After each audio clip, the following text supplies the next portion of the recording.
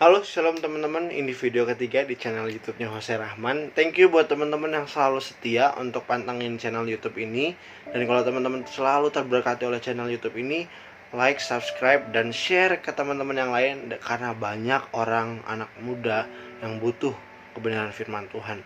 Dan hari ini kita akan melanjutkan bahwa kemarin di video yang kedua kita belajar bahwa tentang kasih agape. Dan teman-teman tahu nggak bahwa kasih agape itu yang kita udah pelajarin kemarin, bahwa dia nggak menuntut apa balasan, tapi dia selalu pingin memberi kasih itu tanpa harus ada balasan. Nah, itu yang membuat setiap kita harus sadar bahwa hukum yang utama adalah kasihilah Tuhan Allahmu, yang kedua adalah kasihilah sesamamu. Waktu kita ngerti kasih yang Tuhan kasih, kita akan mengerti betapa juga Tuhan sangat rindu untuk kita mengasihi sesama kita. Akan tetapi, kasih terasa mustahil jika kita tidak merubah cara pandang kita, atau cara tanpa kita mengalami yang satu yang namanya encounter. Hanya orang yang sadar dia dikasihi Tuhan begitu rupa yang akan mengasihi sesama dengan begitu rupa pula. Oleh sebab itu, kenapa video ini dibikin berurutan. Ngerti bahwa kita diselamatkan oleh kasih, ngerti bahwa kasih Tuhan itu kasih agape, dan waktu kita ngerti kasih yang udah Tuhan kasih, itu yang membuat setiap kita bakal mengasihi sesama kita dengan cara pandang Yesus Kristus Tuhan. Oleh sebab itu, waktu kita punya kasih, itulah yang namanya kenapa kita serupa seperti Kristus. Orang bakal melihat berbeda, bahwa loh kok berbeda ya orang Kristen, dia punya kasih yang berbeda gitu. Walaupun aku pernah nyakitin dia, tapi dia tetap mengasihi aku. Karena kenapa? Itu yang Yesus lakukan buat setiap kita, dan kita bakal lakuin itu ke sesama. Walaupun mungkin gak gampang, tapi teman-teman kita harus tahu, karena Allah itu adalah sumber kasih. Kita mau belajar kasih, datanglah ke Dia. Kasih agape itu penting. Nah teman-teman, kita harus rubah cara pandang kita, karena seringkali kita lebih dengar apa yang fakta bilang, apa yang kata orang lain bilang, daripada kita dengar apa yang Tuhan mau lakukan buat orang itu, buat orang tersebut. Karena banyak setiap kita udah terlalu mungkin sakit hati dengan keluarga, dengan teman-teman. Tapi teman-teman, kita harus sadar dulu bahwa kita pun adalah orang-orang, diri kita pribadi, kita adalah orang-orang yang pernah menyakiti siapapun di sekitar kita tanpa kita sadar, dan orang lain pun mungkin secara tidak sadar menyakiti setiap kita. Oleh sebab itu, kita harus tahu bahwa setiap manusia punya potensi untuk menyakiti hati kita. Nah, waktu kita tahu ngerti setiap orang punya potensi seperti itu, apakah kita harus berespon berlebihan yang membuat kita jadi harus sakit hati? Tidak. Tapi kita harus berespon bahwa kita tahu kita harus jaga hati kita. Oleh sebab itu teman-teman, untuk kita bisa mengasihi sesama, kita harus ubah cara pandang kita dengan cara pandang Tuhan. Kita akan sama-sama belajar lewat ini. Kita akan lihat satu gambar. Nah, ini mungkin teman-teman akan lihat di gambar ini. Coba teman-teman lihat, ada gambar apa? Kak, ada gambar kuda kak, ada gambar orang naik kuda, ada gambar kakek-kakek, ada gambar juga itu kayaknya lagi ada yang tidur kak di bawah gitu. Oh betul teman-teman, betul banget. Tapi sebenarnya mana yang kakak pingin kalian lihat gitu loh.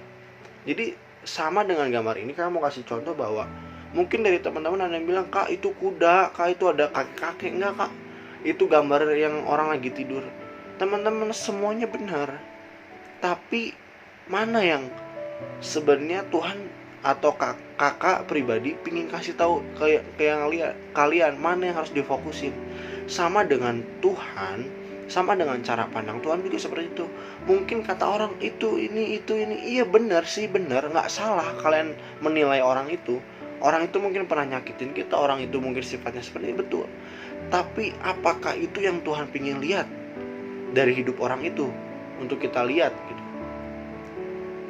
Nah ini satu lagi gambar, kakak akan kasih tunjuk. Nah ini gambar ini ada kakek-kakek kak sama nenek-nenek, betul. Ada pemain gitar sama ada yang satu lagi temannya kak. Tapi ada enggak kak, itu ada cewek yang lagi di pintu kak, lagi ngintip. Sama teman-teman ngomong mungkin itu kakek-kakek, nggak itu ada yang kekeh, mungkin tetap kakek-kakek, nggak itu ada yang ini.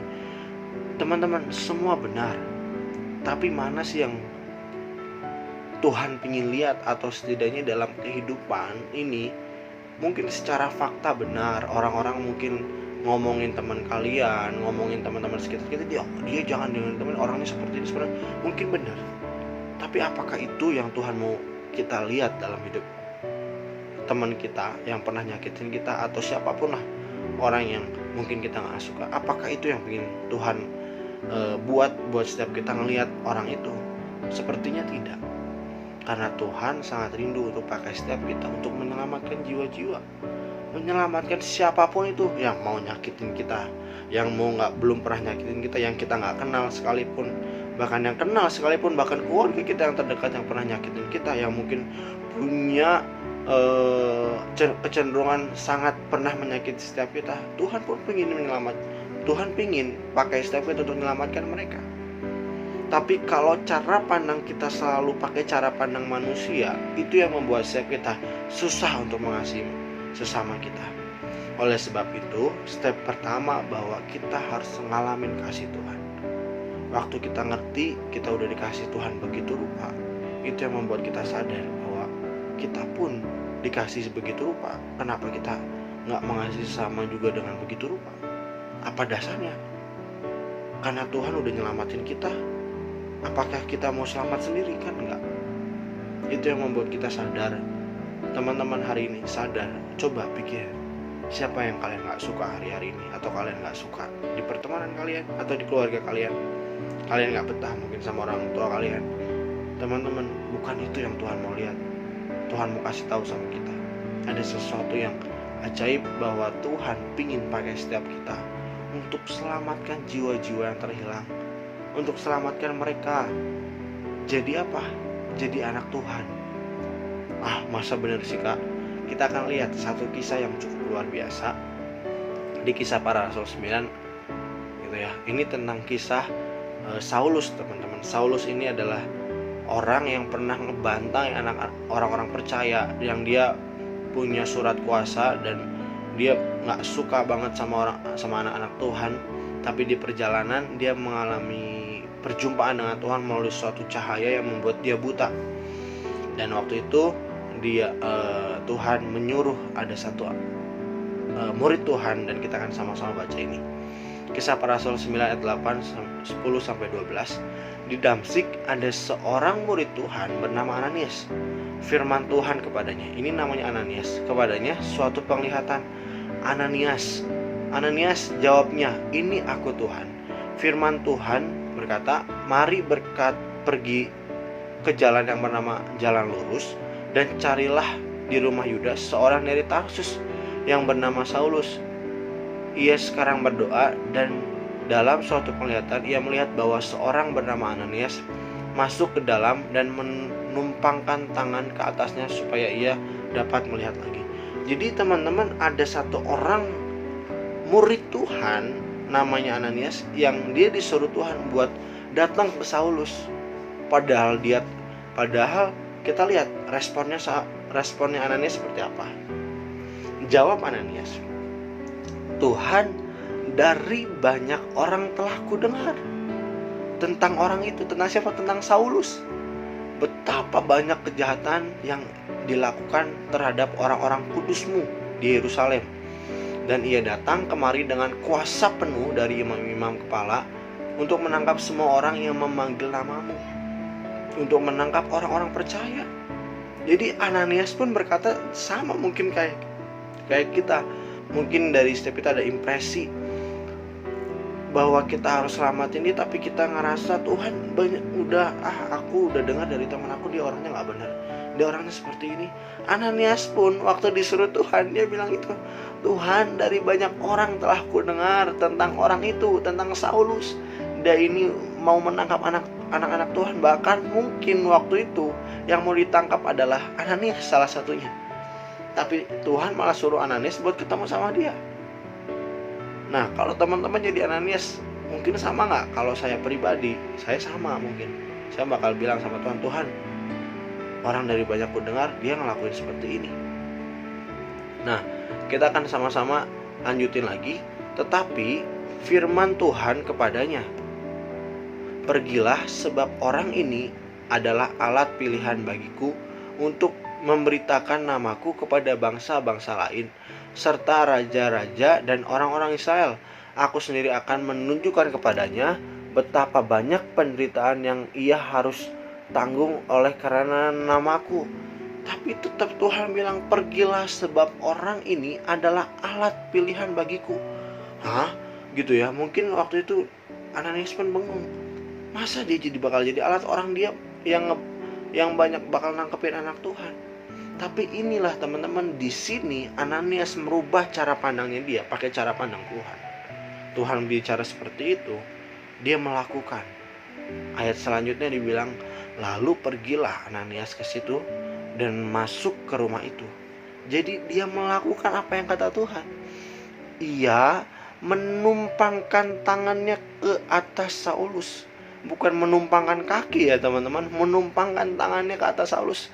Katanya, Saulus saudaraku. Wow, teman-teman, coba sebegitu cepat Ananias merubah cara pandangnya dia melakukan apa yang kata Tuhan. Sama dengan setiap hidup kita, bahwa sering kali kita dengar apa kata fakta, dia tuh orangnya gak benar. Tapi mau gak kita rubah cara pandang kita pakai cara pandang Tuhan? Dan ini yang Ananias mau kasih contoh buat setiap kita, bahwa dia waktu dia datang ke rumah itu dan melihat ada Saulus. Mungkin kalau kita yang nakal, kita tahu Saulus sedang buta, kita bakal pukul dulu kayak sekali gitu. Karena dia buta, dia nggak bakal tahu. Dan mungkin 5 menit atau 10 menit baru kita balik lagi, hai gitu, Saulus, ini aku Ananias. Tapi enggak, Ananias nggak lakuin itu. Ananias lakuin apa? Dia datang langsung menumpangkan tangan. Dan dia berkata, Saulus saudaraku. Begitu ajaibnya waktu kita rubah cara pandang kita pakai cara pandang Tuhan. Dan dia bilang, Tuhan Yesus yang telah menampakkan diri kepadamu di jalan yang engkau lalui telah menyuruh aku. Jadi dia udah rubah cara pandangnya, dia pakai cara pandang Tuhan, supaya engkau dapat melihat lagi dan penuh dengan Roh Kudus. Tahu gak teman-teman, waktu kita merubah yang nama cara pandang kita dan kita mulai sentuh orang-orang yang mungkin kita udah gak suka, dia udah dari lama, dan kita mau melakukan kasih kepada mereka, sama seperti Saulus, kita lihat responnya bahwa, dan ketika itu juga seolah-olah selaput gugur dari matanya Saulus terbuka, dan lihat yang ini yang begitu ajaibnya, sehingga ia dapat melihat lagi, dan ia bangun lalu dibaptis terima Tuhan Yesus.